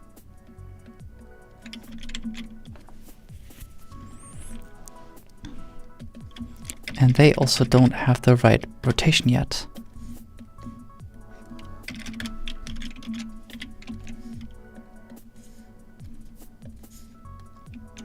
Now I'm going to turn the transmission on to 1. There we go.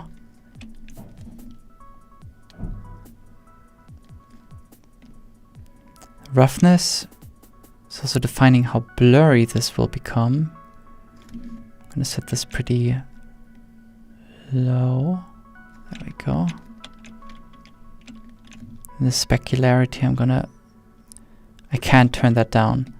Okay, so this is where I would actually stop using the principled BSDF and get a bit more control over this.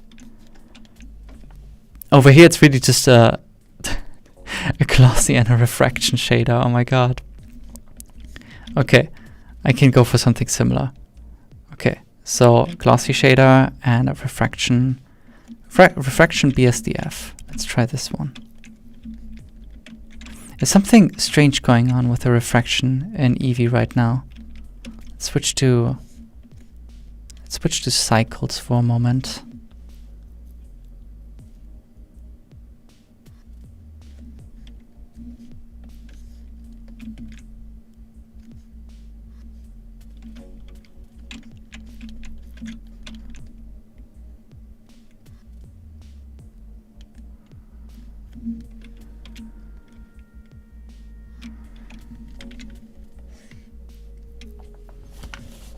Okay.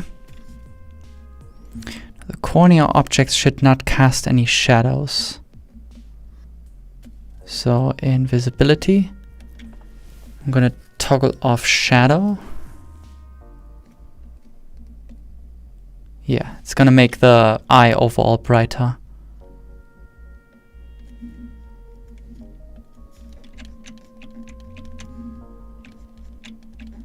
Okay.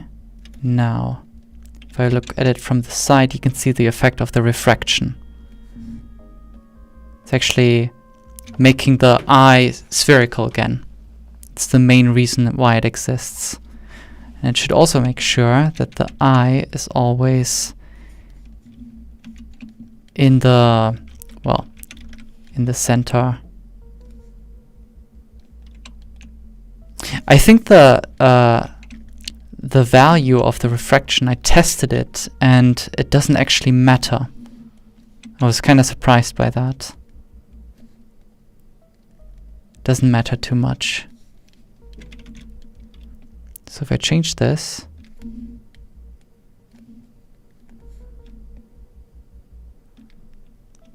or at least this matters, like at least to like I should get the right amount for the index of refraction. But the depth of the eye doesn't matter. Like how far it gets extruded inwards, how flat it is.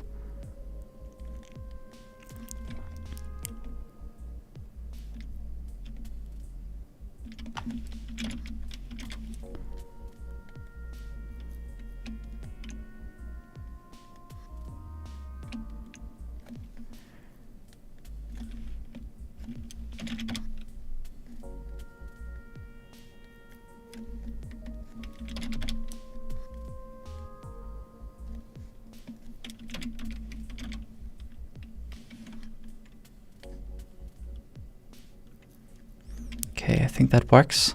Okay, and then I can just mix these two together. Although, I'm going to use a mix shader. Add shaders are a bit frowned upon, because they're not physically correct.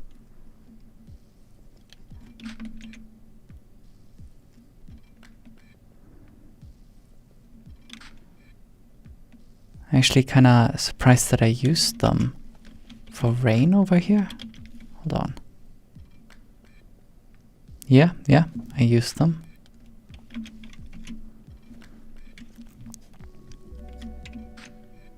So I can turn this way down by turning down the color. It's basically gonna drive the strength of the reflections, and then I can add them on top. Like that. I want the reflections to be subtle. If they're like really strong, that's that's not okay.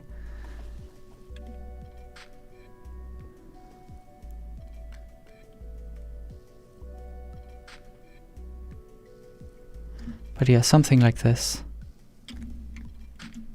Then I go to material preview, hopefully it still works.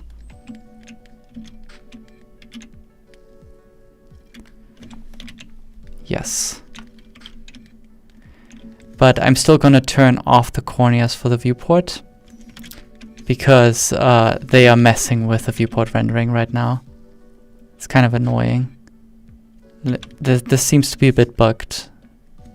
This is not how it usually behaves. But yes, so what I'm going to do now is I'm going to just move this over here, add another color ramp, and the color that I get for the iris and everything, I'm actually going to plug this into the, well,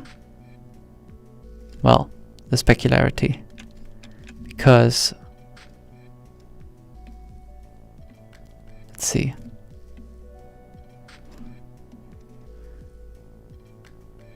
Like that.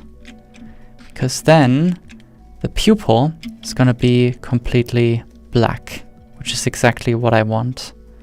This should not catch any lighting.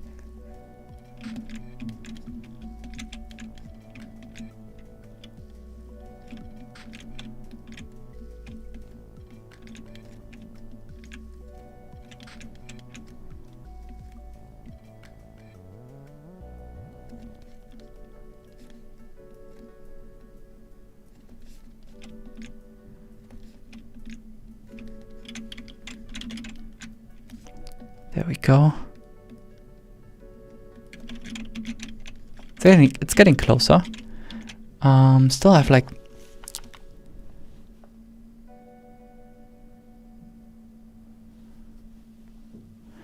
I see some more comments.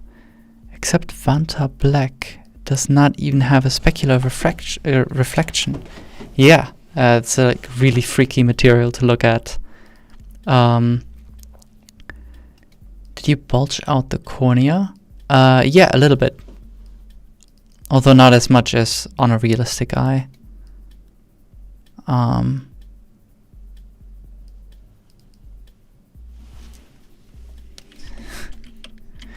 Yeah, one of you is pointing out that the pupil is a bit big, and yes, I think so too.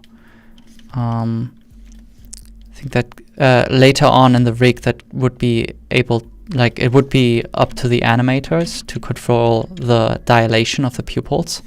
But for that I am going to add like a shape key in here, and then I could just, hold on, could just select all of this and then scale it down with a bit of proportional editing, like that.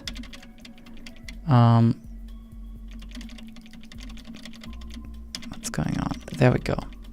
In this case, it's not actually working because I'm procedurally adding detail to the eyes.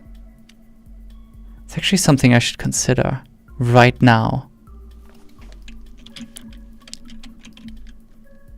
Yes. I think I am actually going to scale down the pupil before I do any more changes.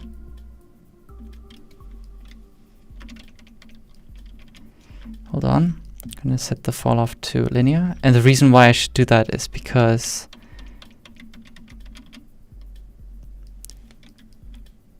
this is going to affect, like if I later bake down,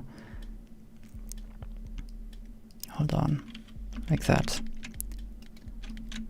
If I later bake down the textures, if the pupil dilates, it might actually stretch a lot. So let's see, 0.7. I think this could be a good default at least. 0.75.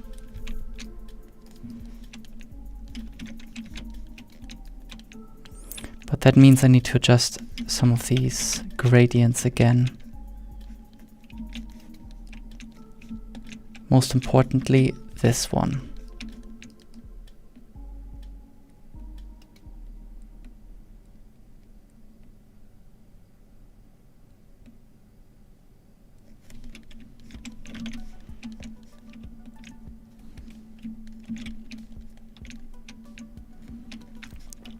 Let's actually go for 0.7.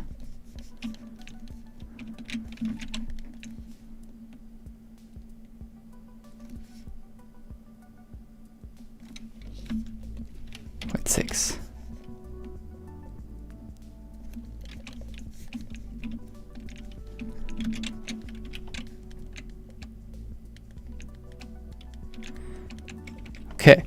And also, I don't want his eyes to be that blue. They're actually supposed to be mostly gray with a little bit of an accent.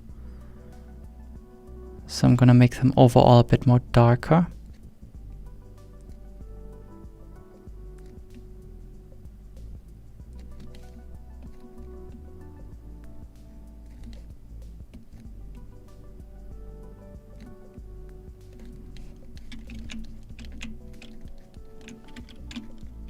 Like that.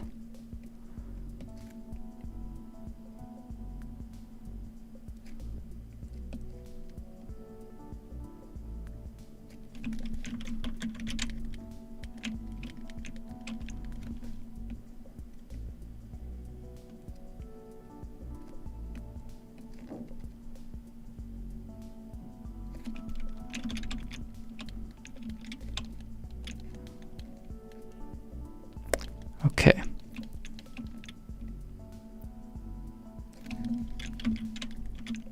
It looks better.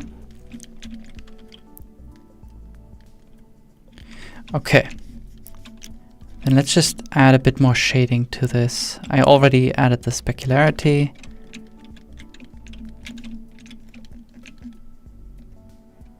In terms of roughness.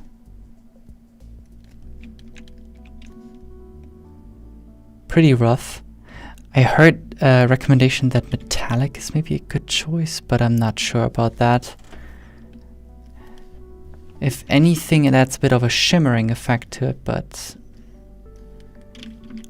I think just for the sake of cartooniness, this actually helps. I know that I added one option to rain that helped a lot in creating some extra depth.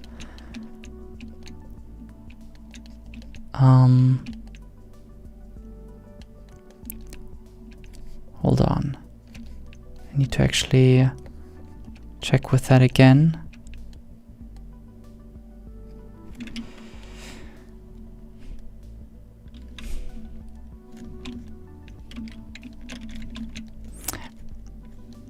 Okay, so for that I'm gonna add a bit more detail to the normal information to the bump.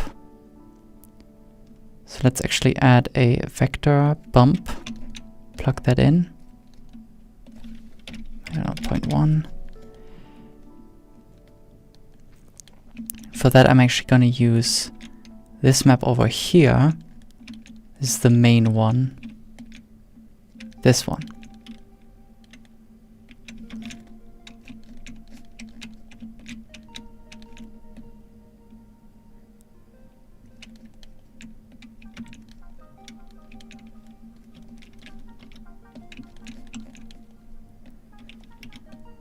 See, I'm gonna plug that into the height. Let's see what's gonna happen.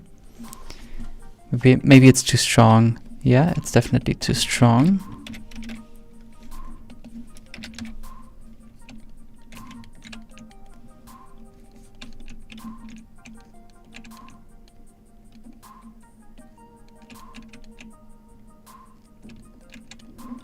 Let's see. Does this actually work? I just want to try this.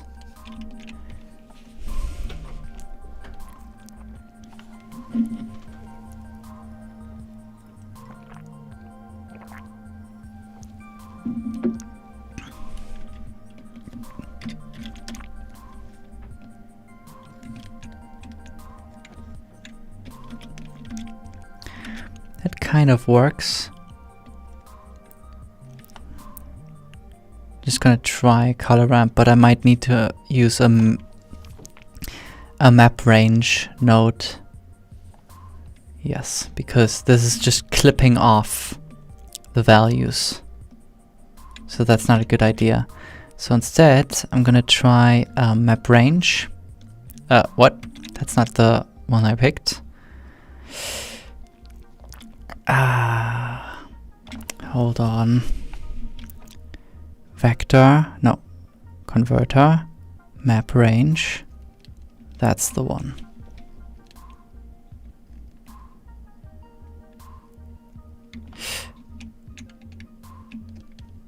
Actually, it's not even what I really want to do. I need to tweak the in and out of this color ramp. That's it. Yes.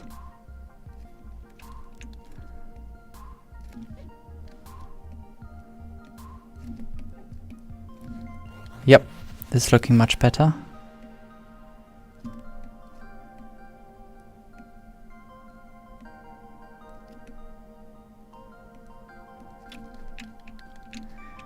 And now I can add that to the bump like that. Not making much of a difference, but you can see it a bit in the specularity. So that's nice. Could of course like make it stronger, but I shouldn't. Should be kind of a subtle effect like that.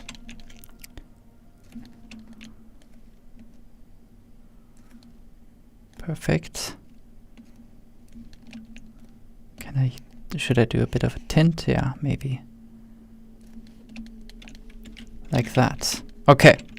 Still think the color is a bit off from what I originally had. It should be much more gray, with a hint of blue.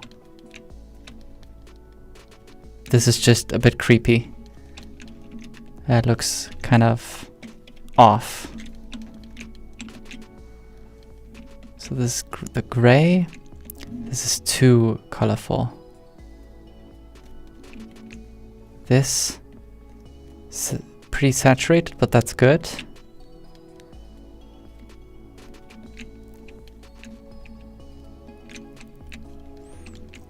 Yeah, this one is definitely the culprit. Let's see.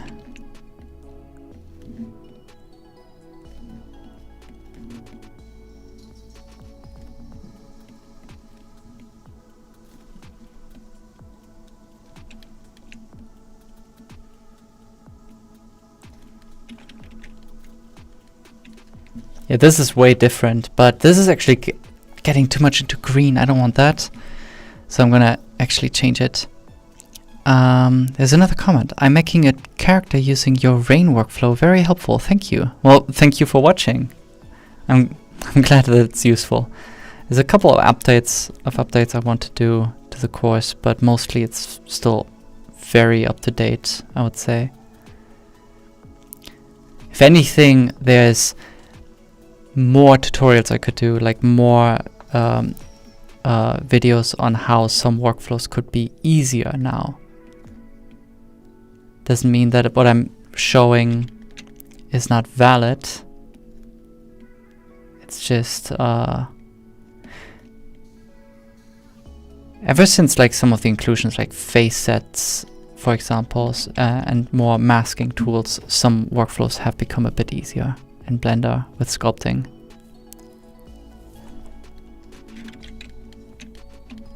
Would be great to talk about that at some point soon.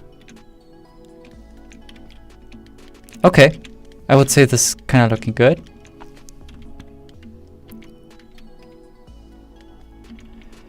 Okay, then I am basically out of time.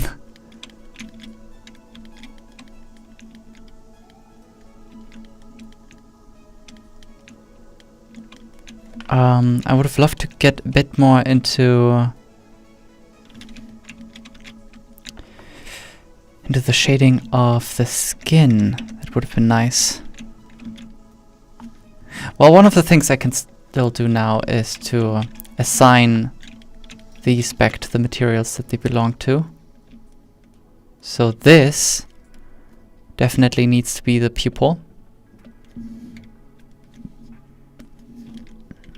These ones are the iris, and the rest is the eye white.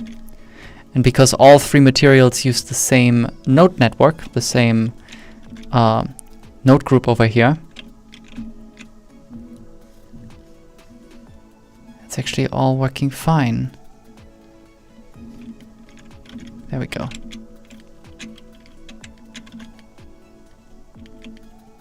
Still might tweak the colors a bit, but overall, this has been going forward. So the shoes, I need to find some better textures, and the skin would be great to add a bit more detail to that to refine it, because the lips are still a bit rough, and any detail that I was adding over here with like this is not looking that great. I want to have a bit more variation of actual skin-like noise that I can add onto the skin for color variation, and also just with some varying level of detail. So that's probably what I'm gonna get into next week. Then also the tongue and the teeth, they still need to be shaded. And then lastly, there's gonna be the hair. And then it's basically done.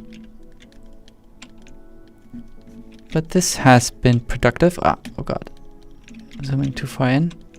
And then I guess the last stream would really be just on baking it down and rendering out some turntables. But I hope this was insightful. And I would end it here, and I'll see you guys next week. Thank you very much for joining.